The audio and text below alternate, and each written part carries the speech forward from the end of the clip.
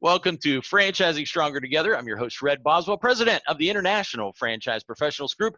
We are here listening to franchise leaders respond to this crazy virus we're all experiencing together, and we talk a lot about how we're getting out of it moving forward. So today, we are joined by two leaders in franchising and good friends. We have Randy Cross, president of Fish Window Cleaning, and he is a franchisee of Fish as well. And then good friend John English. John is director of franchise development, but I'm just kind of call him VP of franchise development. Gave him a little raise today, a promotion. He didn't even know it was coming. And he is also a franchisee of Fish. Hey guys, welcome. Thanks for being on the call today. Thank you, and thanks for the promotion. I appreciate it.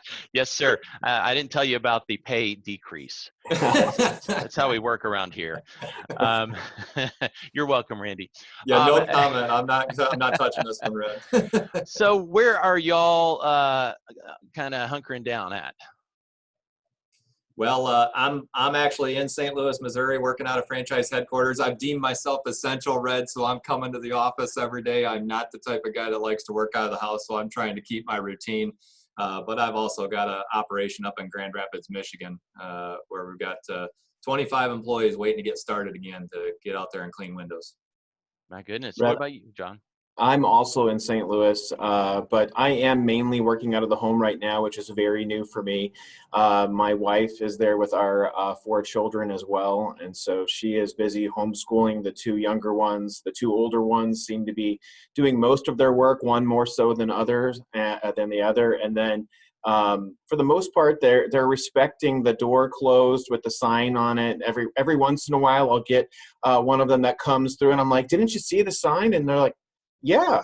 I'm like, "Did you not think it applied to you?" I guess not. So, but it's been a fun challenge in that regard. I'm 3, Dad. I can't read. Wow. Well, if they come in and jump in your lap, all the merrier. Guys, Fish is a big company. Help us understand the size and scope, number of franchises, et cetera, and then we can start talking about how you've been impacted. Randy? So John? I was just going to say, we are over 280 franchise locations at 240 franchisees, and we're in 45 states. And so, we're quite spread out. So being in all these different states, we've had some franchisees, there's been a real range in how people have been affected. Yeah, obviously. Okay, so at a high level, because with that many states, you've got a lot of different amounts of impact. How has it overall impacted the organization? Yeah, I'll take that one, Red. The organization, I'd say there's about 50% of our franchisees that are not operating at the moment due to various shutdown orders. The other 50% are operating at limited capacity, providing essential services where they can in those marketplaces. My own operation up in Michigan, that governor's been a little bit more strict, so we've been shut down. But it looks like just about everybody is thinking about reopening in the next week or 2 in some capacity. From a franchisor perspective, we've been blessed with a conservative ownership group, and we've carried that on, leading their company. And so we were in a pretty good spot financially. We've been able to, for example, waive minimum performance standards for our franchisees the moment this came out. So if franchisees are producing nothing, we're not collecting royalties. Obviously, that's had a financial impact on the corporation, but despite that, we've been able to maintain our entire staff. We actually hired a new person during this time for social media management. We felt like that was going to be a necessary area that we wanted to double down on as we come out of this. So actually, Fish, despite revenues being substantially impacted, is doubling down and investing in the future and investing back in our franchisees' success. Obviously, my goodness, that's good to hear. Actually hiring, a franchisor hiring during this crisis, that's leading. You know what? I just realized 1 hour ago, I did another one of these videos. Some days I do none, some days I do 2 or 3. I did an interview with, are you ready for this? Fish Consulting. Lauren Fisher, and now I've got Fish Window Cleaning. That is complete coincidence. Anyway, I've got a good buddy who is a window cleaner. Now, I've done everything I could to tell him, you need to get in franchising, you'd be so much bigger. But it's him and an assistant. That's all it is, just 2 guys. And yesterday, my buddy's out there trying to make a living. You know, he's out there cleaning some windows up high on a ladder. He doesn't have his assistant because they're doing some social distancing. Maybe his assistant refused to work. I don't know. But he's there by himself. He's getting too high on a ladder. Dude broke his tailbone, fell off, broke a finger. Oh. Yeah. So, you know, that's back to franchising stronger together. It's never been a better time to be in franchising. I mean, right? That you've got so much support, so much leadership, so much best practices and help and communications and waiving of minimum royalties. That's applaud you on that. So any stories of triumph? We heard some bad news. Half the folks shut down. Anybody doing something different, pivoting, changing up the environment, maybe doing a whole bunch more interior business window cleaning since folks aren't there? I don't know. Any stories you could share? Randy, I'll start with you. Yeah, absolutely. They're out there. Some of the folks have chosen to provide complimentary services from time to time. Great stories there. But what's interesting to me is each and every franchise, we've been able to allow them to make the best decision for themselves, for their business, for the safety of their employees. So I applaud not only the franchisees that are fighting hard to keep their businesses open, but those that felt compelled to close down. You know, obviously New York's a hotbed. And so complying with those orders up there and shutting down is probably the right thing to do. I've got franchisee after franchisee sending me notes indicating that the customers are asking for our services now more than ever, and they are fighting hard. Customers that normally would see us on an every 4-week basis are moving up to every week and every other week. And so that's given me a lot of hope for what the future holds on the backside of this. And Red, I think frankly, each and every one of our franchisees are triumphant each and every day as they deal with a different work environment, working out of the house, shutting down, you know, dealing with employee issues. I think each and every one of them are triumphant in their own way during this time. Jen, what about communications? How has that changed for the franchisor with the franchisees? And any technology changes that you might be utilizing that weren't so prevalent before? John, I know you're out there talking to franchise development, so I'll take this one with Randy again. How are you leading as president of Fish with changes in communication? Well, we've actually increased the communication more than ever. We always felt like we were pretty good at that, but we are actually putting out notes every day. I'd say 95% of those notes are coming from me directly. We're recording videos. We just put another one out yesterday. We pulled the founder back in as well, and he put out a video early on through this. So Red, we are just doubling down, tripling down really on communication. We're listening to, you know, we're very fond of the International Franchise Association. They have put us in touch with just a tremendous amount of resources. We're on daily calls with them, learning about reopening, learning about the political nature of this, walking through the steps of the PPP money for those franchisees that felt that that was a good path, educating them on the EIDL funds that are available. And so frankly, I get a little bit teased because I tend to talk too much and I tend to write too much. And I feel like I'm doing even more than usual during these times. But it's been very well received from our franchisees. I can't tell you the amount of feedback that we're getting from our franchisees as we've come alongside them during this time. So we feel we're on the right path, and we're going to continue that throughout this. Well, it really helps that you both are franchisees of Fish yourself, so you can, you know, they don't see you in your ivory tower telling them what they ought to be doing. You're doing it. I mean, you're leading by example. Kudos to you. And by the way, everybody on this call is so annoyed by you, John, with all your medals of marathons. That is, those are marathons. And any half marathons in there? Red, those are half of them are half marathons. I guess 7 or 8 halves and maybe 8 fulls at this point. So all in the last 8 years, though, if I could put in a little bit of a plug. Now we hate you even more. Yeah, there's only 20 ultra marathons in there. You know, I do those in between. Ironmans are on the other wall. That's awesome too. You told me John ran one with you too. I'm very jealous. I have yet to make a full 10K in my entire life. Running is just not my forte. I'm more of a runway model myself, but Yeah, I understand, Red. I hated it up until I took it up. But I would like to go back to that last question a little bit and say, it was kind of ironic. I was the person trying to lead the charge with everybody getting their PPP money and educating them on that. And I was probably about the last guy to get the application in and about the last guy to get the money as well. So you're exactly right. And what I love about John and I and one of the other members of our development team, John Middleman, we all own franchises. And so I do think that separates us out. The decisions that we're making as a leadership for the franchisor directly affect us as franchisees. And so our franchisees see that as a huge benefit. And they know when they're talking to John or I, that we are really one big group leading this company with the franchisee feedback at the top of our list. Well, you mentioned, Randy, that you love the IFA, and don't we all?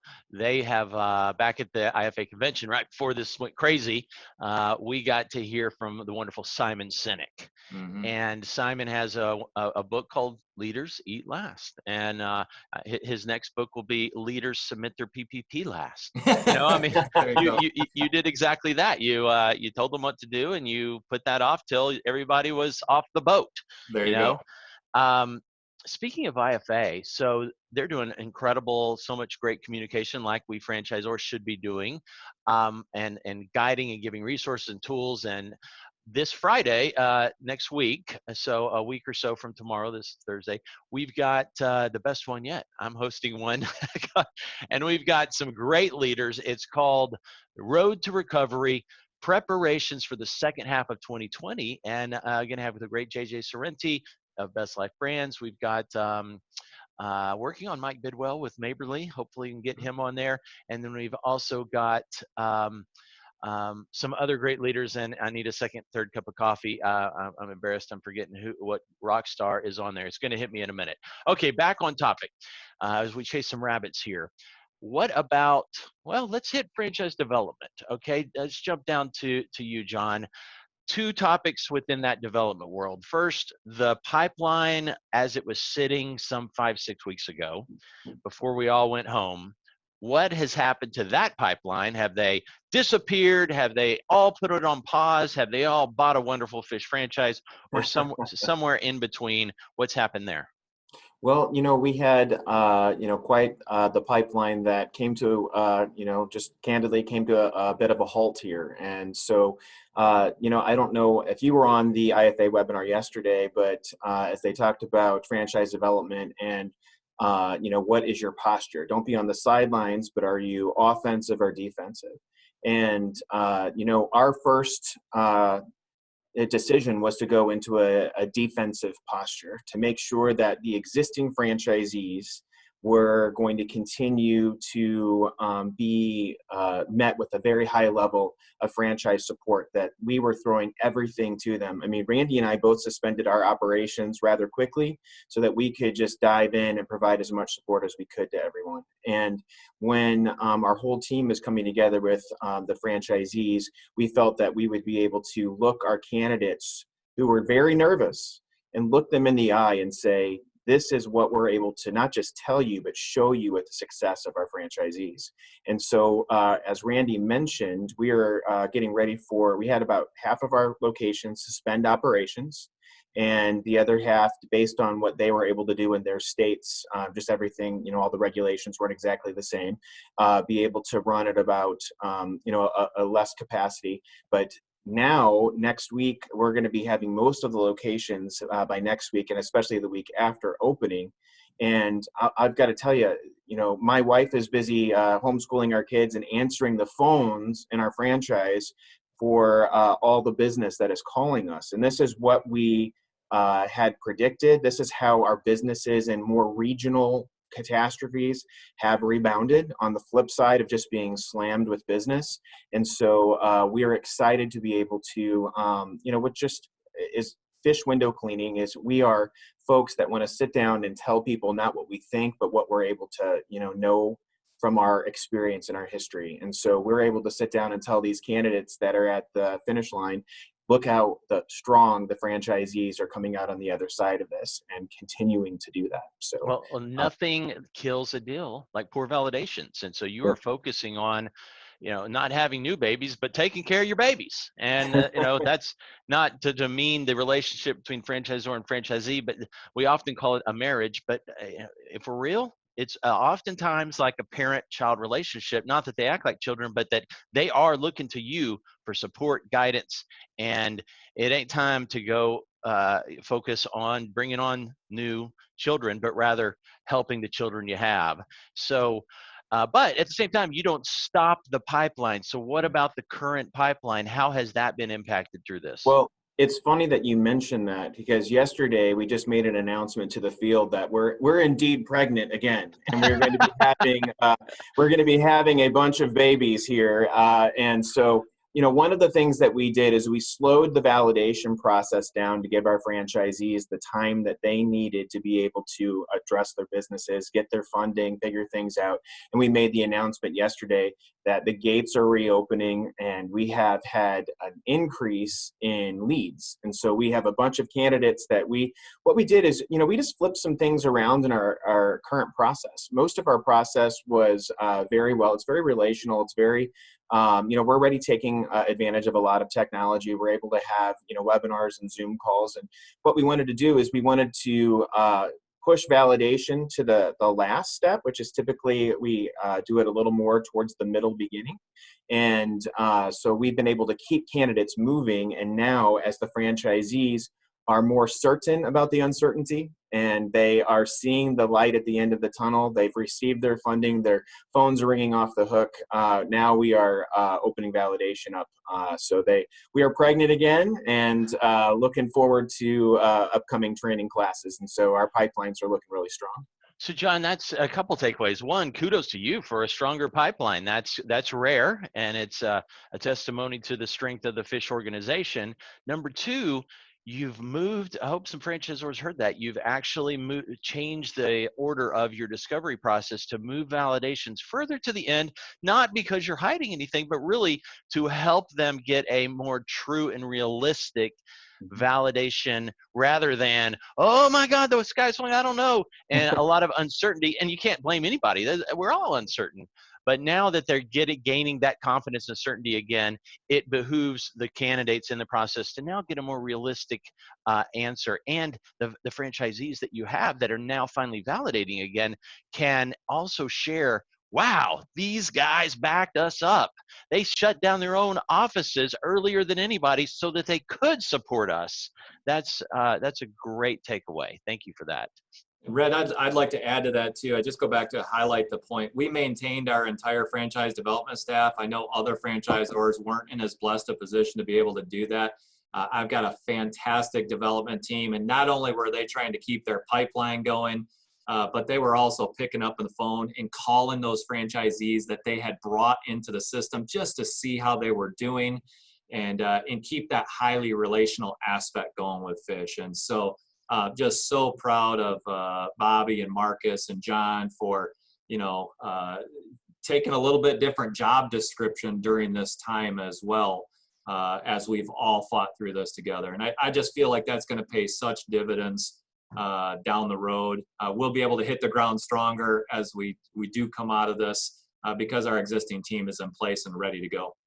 It does, and those franchisees, they don't care how much you know, so they know how much you care, and John and the team are showing how much they care.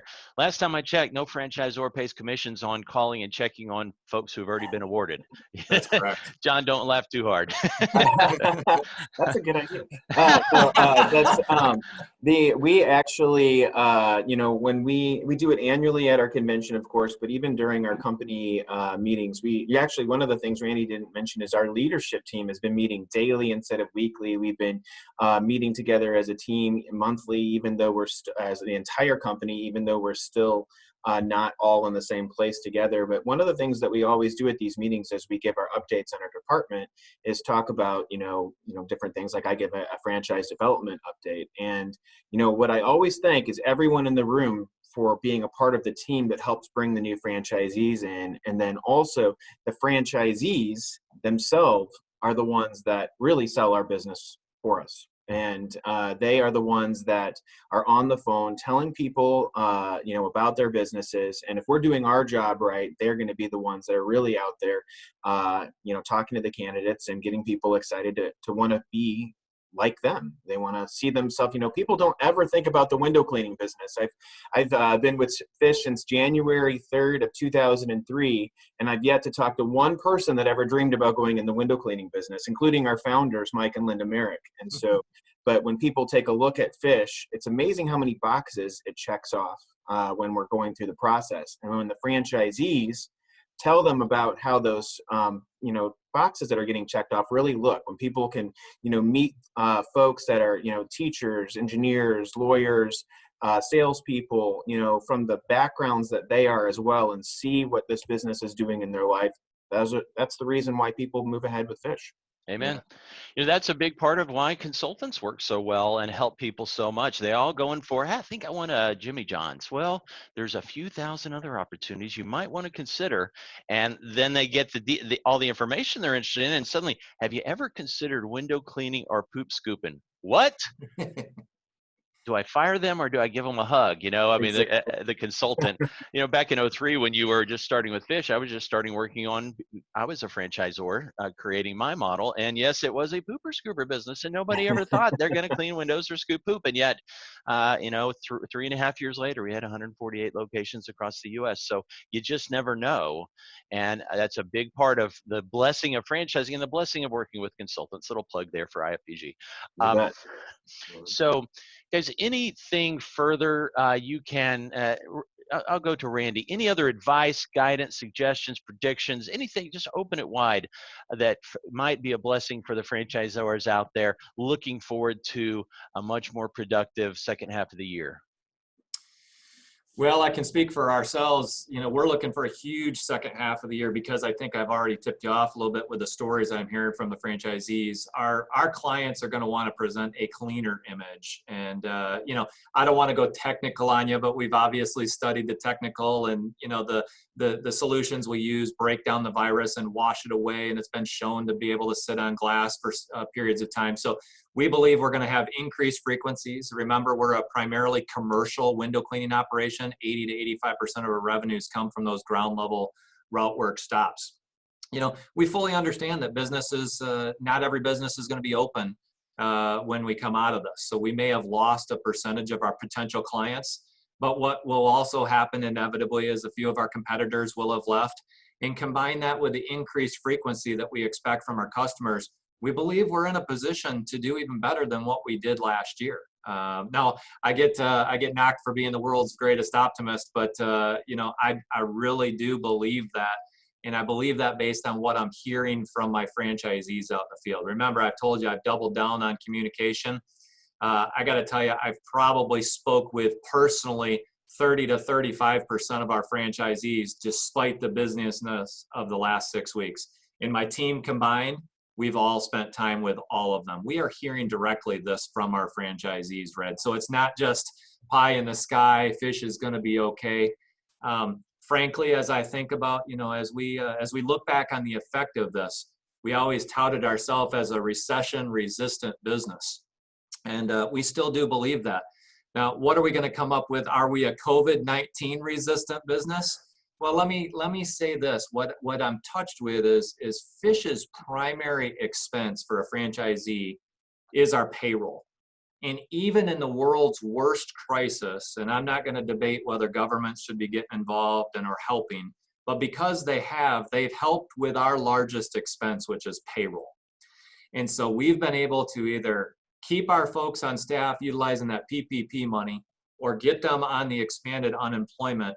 And the remainder of the expenses for a franchisee are like this much. And the reason that I detail all this out is I look at Fish's ability to ride through the world's worst crisis that we've lived in from a business perspective. And I'm just so proud and happy to be part of a company that's able to do that, take care of its employees and ride through this so we can come out stronger on the backside. I've always been a fan of Fish. I've loved every minute of being part of this. And while initially we kind of thought, well, what's this going to do? I'm even more rock solid sold that fish is going to be what I'm doing the rest of my life. There's just no doubt about it. And every franchisor on this call is saying, I hope that's me as well. You know, I hope my franchisees see how much we care and how much we're working. Speaking of caring, some 3 or I don't know, maybe 4 years ago, I was at a franchise event, ran into the fish team, and you were giving away a little free window cleaner spray bottles. And I'm thinking that's an odd thing to give away. And the fella, it wasn't Mike, but it was, and it wasn't you guys. He was just like such a evangelist of this window cleaning spray. I was just like, dude, you're going overboard on the spray here. It's just window cleaning spray. And he's like, you got to take one. And he said, your wife will love it. It turns out I get to use it, but she has used it some, and we're all, there you go. We're all out, by the way. And she's we will be sending you some of this, Fred. Keep watch for that. Yeah, this is a great marketing lead behind, and it's fish foaming spray. Yeah. Fantastic. This is not what we use to clean the windows, but it's a great marketing lead behind. Nice. Well, man, John, Randy, appreciate you guys. Appreciate the leading from behind and the servant attitude that y'all have for your organization. I know the franchisors on this call today have walked away with more advice and ideas and encouragement about the future of franchising and the future of their organizations. Franchising Stronger Together is the hashtag. Franchise Leaders Respond is this series, and you guys have responded very, very well. Thank you for your time today, guys. Thank you, Red. Thank you, Red. We appreciate what you do. Our pleasure. Red Boswell with IFPG. I'll see you on the next episode of Franchising Stronger Together. Franchise Leaders Respond. Boom. There we go.